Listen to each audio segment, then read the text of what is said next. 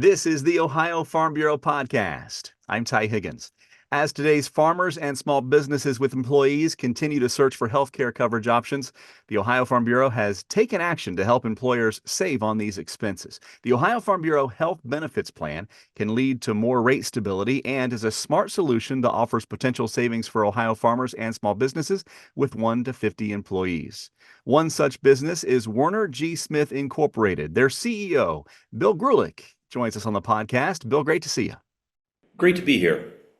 So I guess we'll start with tell us about your company and what you do.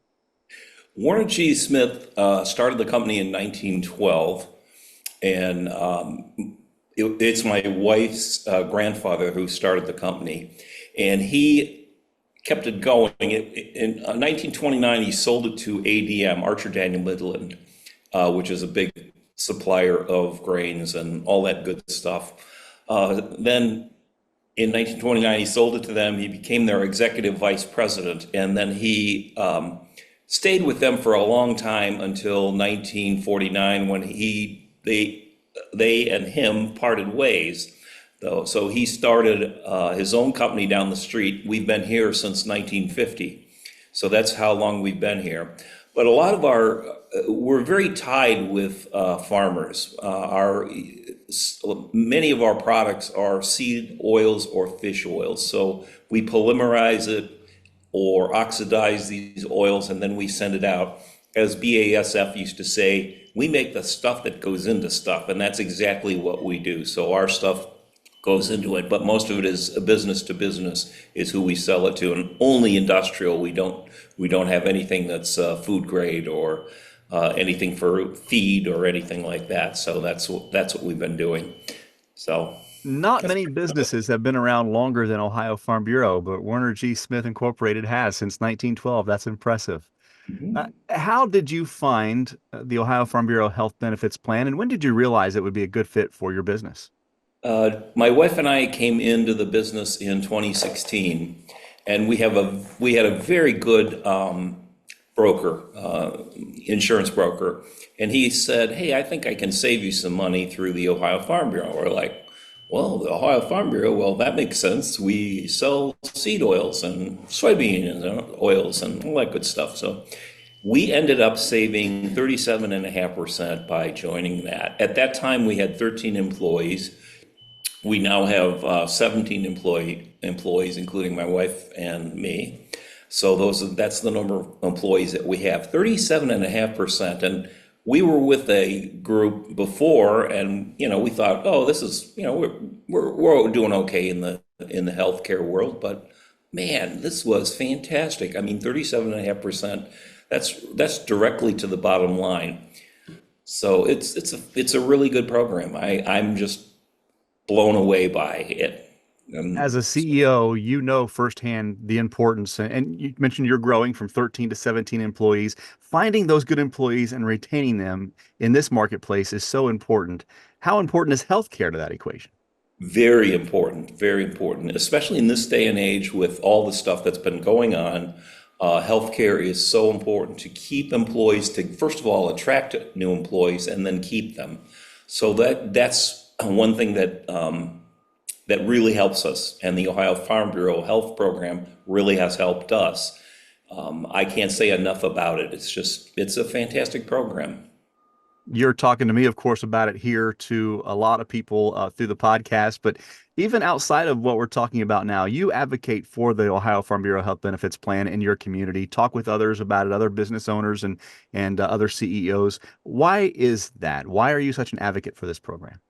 Because it's such a good program and saves people money. And like, take for instance our local restaurant that's not too far from us, where we really like to eat, to go out to eat, and they didn't have a health plan before this, and we said, "Hey, listen, why don't you join Ohio Farm Bureau and go through their health plan?" And they did, and all of their employees signed up for it, which is fantastic. I mean, keeping employees is so important to the not healthcare, to the restaurant business. It's a no-brainer. You talk about those employees, keeping them happy, and when you talk about getting them signed up for health care. That could be a process in some cases.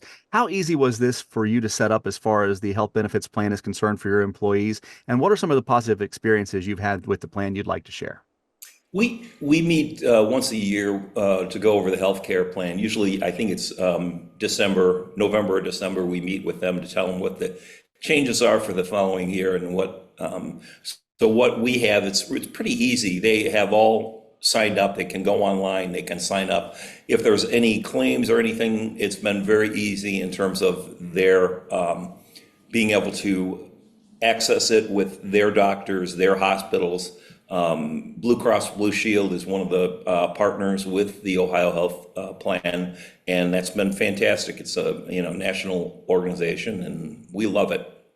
You mentioned we're getting pretty close to the time of year where it's time to start looking at these things, maybe different plans and how you can save on your bottom line as you look at your options. For any members or those listening that haven't investigated the health benefits plan from Ohio Farm Bureau for their business yet, what would you tell them? I'd say go for it, because if you like saving money, Ohio Farm Bureau Health Plan is the best. You really have to get out there and get it. Bill Grulich is CEO of Warner G. Smith Incorporated. You can find out more about the Ohio Farm Bureau Health Benefits Plan online at ofbhealthbenefitsplan.org. Bill, great to meet you. Thanks for everything you do there for agriculture, and thanks for being a part of Ohio Farm Bureau. Thank you, Ty. I am Mike Boyert from Boyert's Greenhouse and Farm. My wife and I live in Medina County. Right here at Boyert's, we have 43 employees. 14 of them are full-time employees. Keeping good quality help has been one of our biggest concerns in our industry today. Through the health benefits plan, which was one of the issues we were trying to find a solution for, to help provide health coverage for these families, these young families in our industry, so we can keep them. You can't ask for a better program than the Ohio Farm Bureau Health Benefits Plan when it comes to the health benefits for each and every individual. It makes me go to bed at night feeling that I have a greater advantage than the guy down the road because I'm providing these tools to these young folks, and I know they're going to stay. Learn more about the Ohio Farm Bureau Health Benefits Plan at ofbhealthbenefitsplan.org.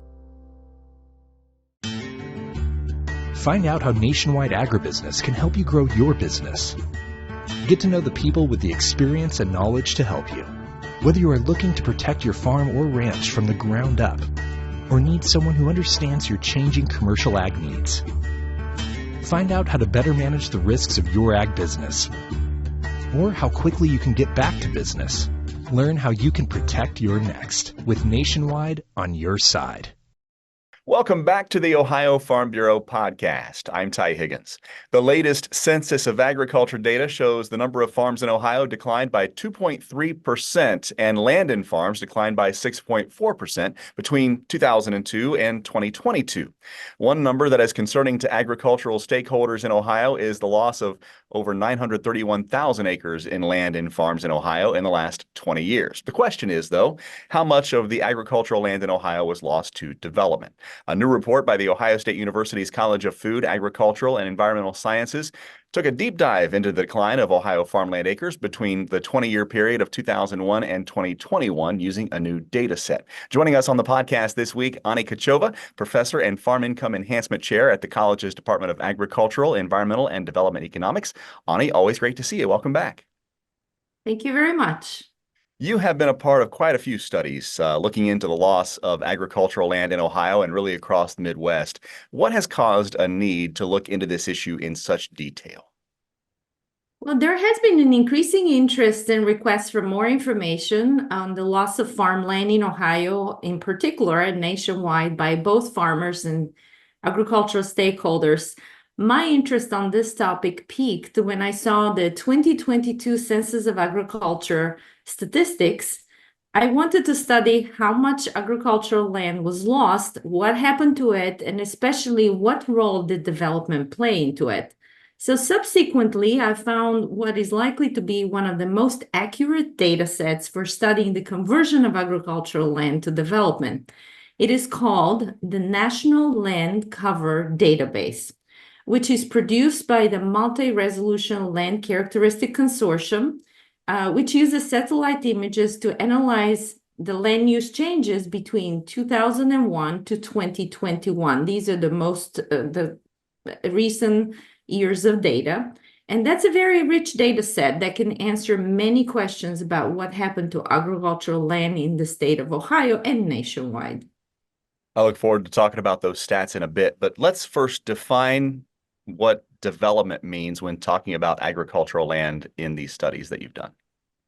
So first, let me define what is land in farms as used by the Census of Agriculture.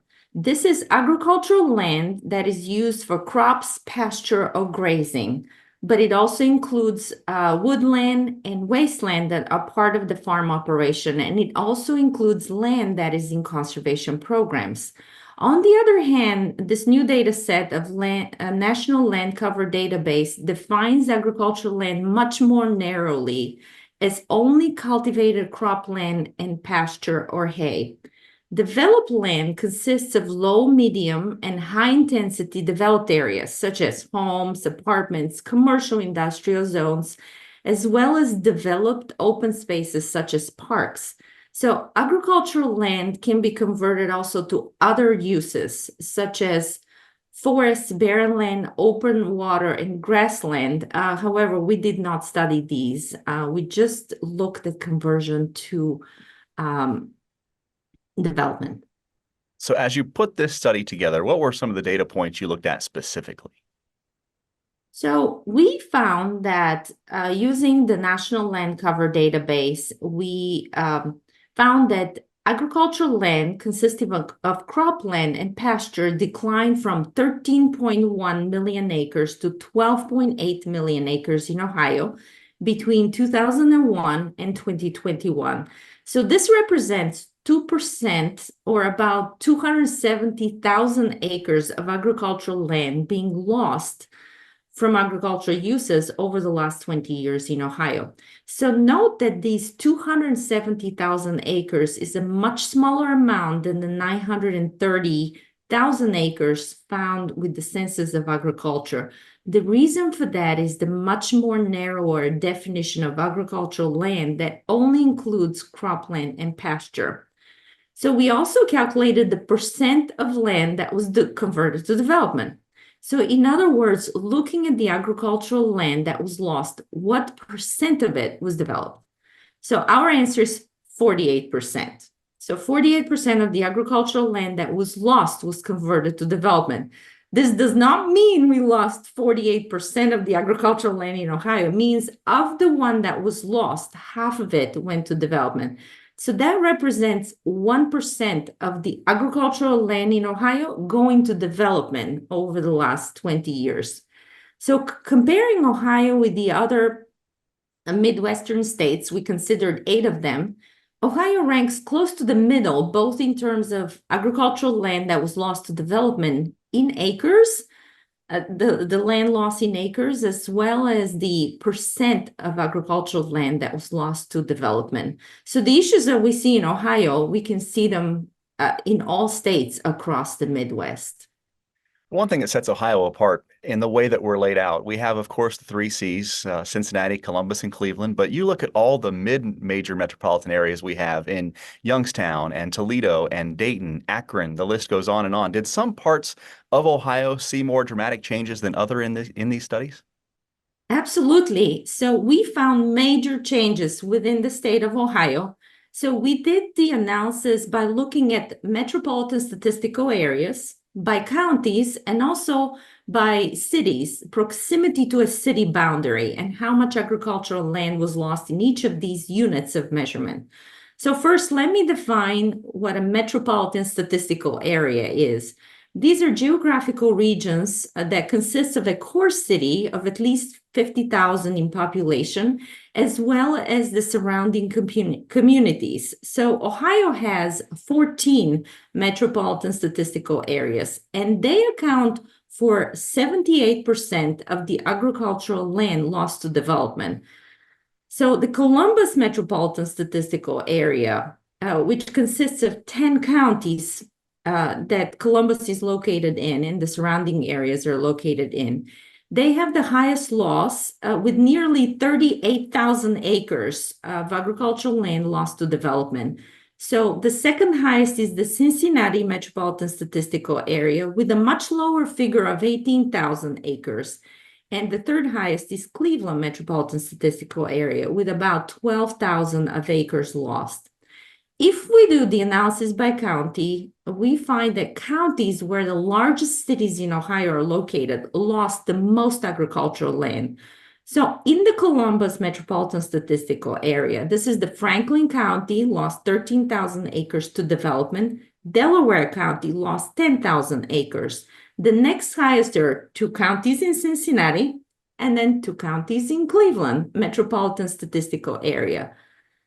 We also looked at where agricultural land was lost in to development in proximity to the city boundaries of each city. So we checked for losses within 3 miles of the city boundary. And what we find here is astonishing. The city of Columbus had the highest rate of conversion, with approximately 20,000 acres of agricultural land lost within 3 miles of the city boundary. So interestingly, this conversion within the city of Columbus is significantly higher than the next highest ranked. And the next highest, surprisingly, is the city of Dayton and Toledo, each with about 2,000 acres of land converted to development. In other words, the city of Columbus converted 10 times more agricultural land to development than the next city of Dayton and Toledo, which ranked number second and third over the last 20 years. Notice one very surprising thing, and this is the city of Cincinnati itself counts and ranks as number 6, where the city of Cleveland number 1 in the number 9 in the list of cities. So there's not as much land that is being converted in the near proximities of the city of Cincinnati and the city of Cleveland like it is for the city of Columbus. As we take a deeper dive into these findings, what were some of the overarching trends that you and your team found? Yeah, so the overarching trends are several. So number one, the conversion of agricultural land is concentrated in the Ohio's 14 metropolitan statistical areas. So again, they account for 78% of Ohio agricultural land that was lost to development. So the acres lost and the percent of ag land lost to development are much stronger in these metropolitan statistical areas than non-MSAs. Columbus, Cincinnati, and Cleveland, as metropolitan statistical areas, they lead in terms of conversion of agricultural land to development. And each of these 3 metropolitan statistical areas had 2 counties each that converted most agricultural land to development. However, Cincinnati and Cleveland MSAs and the 2 counties in Cincinnati and Cleveland, while they contribute a lot to development, the cities of Cincinnati and Cleveland don't contribute as much as the city of Columbus. So the big summary again, 2% of agricultural land in Ohio was lost to development over the last 20 years. About half of it gets converted to development. So no matter the unit of analysis we look at, the metropolitan statistical area, counties, or cities, there is a very strong story of the metropolitan statistical areas leading the non-metropolitan statistical area in terms of agricultural land being converted to development. And particularly, the story is much, much stronger in the city of Columbus than the other cities, particularly the city of Cincinnati and Cleveland. We're just skimming the surface of what you were able to find through your study. What are some of the key takeaways you hope that listeners would have about this report? So I have 4 main takeaways. So first, because development accounts only for half of the story of how agricultural land was lost, it would be very important to also understand the other factors that contribute to this development. It would be very important to consider the other factors that contribute to the loss of farmland in addition to development. And so we also need to understand what happened to that. So next key takeaway is that policy related to this conversion of agricultural land to development would very likely differ between the metropolitan statistical areas and non-metropolitan statistical areas because we find such different rates of conversion in these two areas. And finally, we have that the main takeaway is that conversion of agricultural land to developed land is most pronounced near the city of Columbus, much, much stronger than the rest of the cities. So this occurs at such a high and strong pace that the city of Columbus deserves special attention if there is a desire to protect agricultural land. Fascinating. If there's someone out there listening that wants to dig a little deeper on their own, how can they go about finding more about this particular study? Well, first, the Census of Agriculture statistics are publicly available on the USDA website. Interested listeners can go and Google them. The National Land Cover database that I talked about in this study, you can also find information on land use and changes by county. This is also publicly available. You can find these by Googling these. The reports that I talked about are published on my faculty web page, so you can Google Annika Chova and find the reports, or the Farm Income Enhancement Program at The Ohio State University and click on Publications. We'll put those links on the description of this podcast as well at ohiofarmbureau.org. Annika Chova, professor and Farm Income Enhancement Chair for the Department of Agricultural, Environmental, and Development Economics at the College of Food, Agricultural, and Environmental Sciences at The Ohio State University. Always great to see you. Thank you for digging into this very important topic for our members and our listeners. Appreciate your time. Thank you very much, Ty, for having me on the Farm Bureau podcast.